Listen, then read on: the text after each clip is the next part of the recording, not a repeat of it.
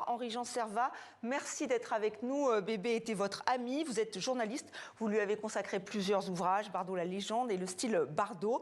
Pascal Bourgault est également avec moi sur ce plateau. Pascal, notre chroniqueuse culture. Alors Henri-Jean Servat, Brigitte Bardot, on l'a dit, hein, actrice, chanteuse, défenseur des animaux, mais pour vous c'était d'abord une amie qui a disparu aujourd'hui. C'était une amie dont j'étais très très proche, je la connais en fait parce qu'elle vit toujours, elle vit dans nos cœurs, elle vit éternellement, elle est entrée dans la légende de Brigitte aujourd'hui. Elle a vécu, je la connais depuis 40 ans, je l'ai connue il y a 38 ans en faisant une interview d'elle pour Paris Match. Quand elle a voulu revenir pour s'occuper des animaux, elle a lancé la série qui s'appelait SOS Éléphant, enfin la SOS Animaux. C'était le SOS Éléphant, donc c'était il y a 40 ans, et j'ai fait une interview. Elle s'était retirée du monde, elle voulait rien faire, elle vivait à la Madrague.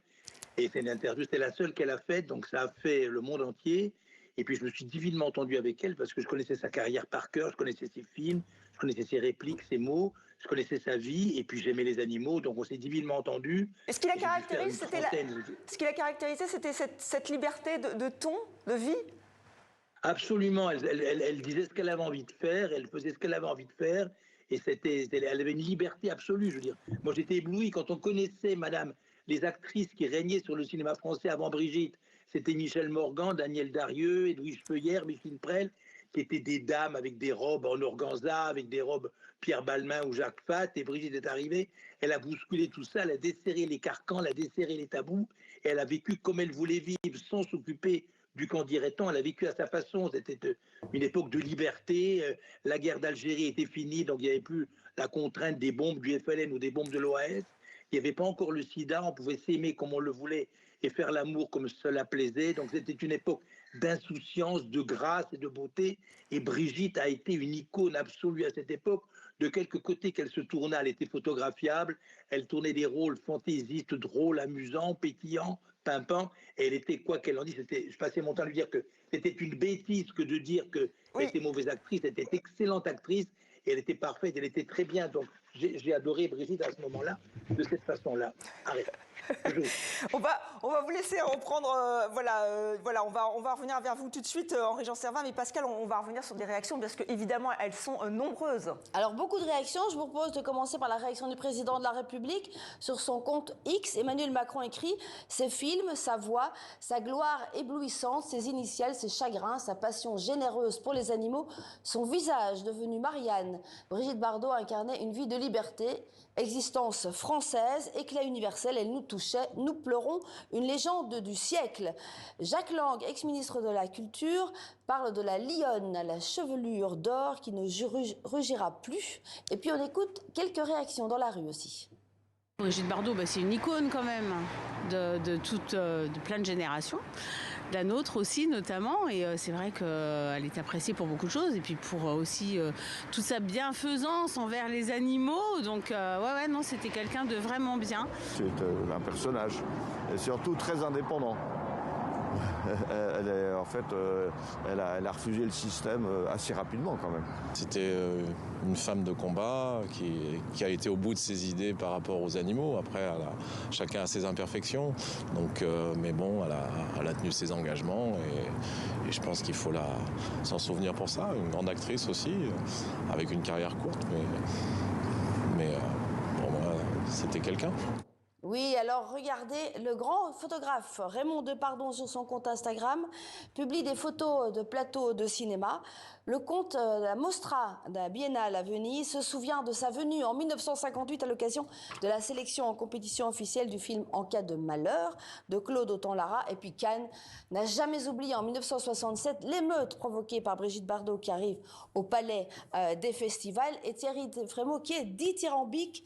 Brigitte Bardot a co-inventé le festival en recréant cette image de la starlette. Alors, Henri-Jean Servat, j'ai une question pour vous. Aujourd'hui, le monde du cinéma, les acteurs, les actrices, est-ce qu'ils ont pris un peu de distance? Est-ce qu'il y a une espèce de frilosité, notamment à cause des positions politiques de Brigitte Bardot? Non mais écoutez, il faut arrêter avec cette histoire de prise de position politique de Brigitte Bardot. Brigitte Bardot, elle a le droit de s'exprimer. Moi, je ne suis pas d'accord avec ce qu'elle a dit et je ne suis pas RN. Mais Brigitte, elle a le droit de s'exprimer, premièrement. Elle s'est exprimée comme elle l'a voulu. Et pour une chose soit claire, elle a été condamnée, effectivement. Eh bien, les condamnations que Brigitte a eues, elle les a honorées, elle a payé ce qu'elle a dû, elle n'a pas discuté, elle n'a pas fait appel, elle a rien, elle les a acceptées. Donc maintenant qu'on lui fiche chapper avec ça, moi vous savez, les acteurs de cinéma, il y en a quelques-uns qui ont des conduites pas exemplaires au niveau financier, au niveau autre, qu'on foute la paix à Brigitte Bardot. Ce qu'elle a laissé, vous connaissez cette phrase du grand romancier américain Edward Albee, pour tout un chacun, il y a une délicate balance. On pèse les actions bien, comme des œufs de mousse dans des balances de toile d'araignée, et on baisse les actions pas bien qu'on a fait. Si Brigitte a dit 4 ou 5 phrases violentes qui n'ont fait de mal à personne, qui n'ont occasionné le décès ni la forfaiture de personne, qu'on lui foute la paix. Elle a réparé ce genre de choses et elle a une vie tellement exemplaire au profit des gens malheureux, abandonnés, au profit des plus malheureux et des plus abandonnés, à savoir les animaux. Donc on lui fout la paix, que lui ressortir. Elle a payé les amendes, elle était condamnée, elle n'a pas fait appel. Donc on lui fout la paix avec ça et qu'on parle des... Il y a tellement de trucs sublimes dans ce qu'a fait Bardot.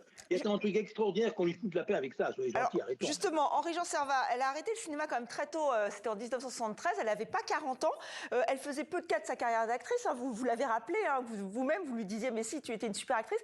Comment vous l'expliquez et est-ce que c'était vraiment la cause animale qui a été le centre de sa vie, même sur le tard? Mais je veux dire, dès le début, elle a adoré les animaux. Elle avait des animaux que ses parents lui avaient offerts. Sur tous les tournages qu'elle faisait avec Vadim, elle adorait les animaux. Elle avait des animaux avec. Et Brigitte, il faut comprendre qu'elle a vécu une vie de starlette de 52 à 56. De 1952 à 1956, c'était une petite starlette qui tournait dans des films. Elle était comme une petite potiche, jolie, agréable et belle. Et puis en 56, elle a tourné Dieu créa la femme. Pour tourner Dieu créa la femme, elle a quitté le festival de Cannes où elle était pour arriver à Saint-Tropez. Elle s'est fait teindre en blonde dans la nuit qui a précédé son départ par le coiffeur du Carlton en catimini. Elle a débarqué à Saint-Tropez. Et à Saint-Tropez, la gloire lui tombait dessus. Pourquoi? Parce que moi, je passais mon temps à lui dire « Mais tu es une actrice formidable ». Elle dit « Mais non, mais non, mais non ». Elle me dit « Je n'étais pas une actrice formidable, j'étais moi-même, j'étais bien ». Pourquoi? Parce qu'elle a tourné un film, elle portait ses propres vêtements, elle disait ses propres répliques. C'est son mari qui le lui avait écrit. Elle tournait à Saint-Tropez. Ses parents, il y avait une maison depuis qu'elle était adolescente. Elle y passait ses vacances. Tous les mecs sur le plateau étaient ses copains, ses petits copains. Elle connaissait donc. Elle dit, moi, j'ai pas été actrice. J'ai été bien parce que j'étais naturelle.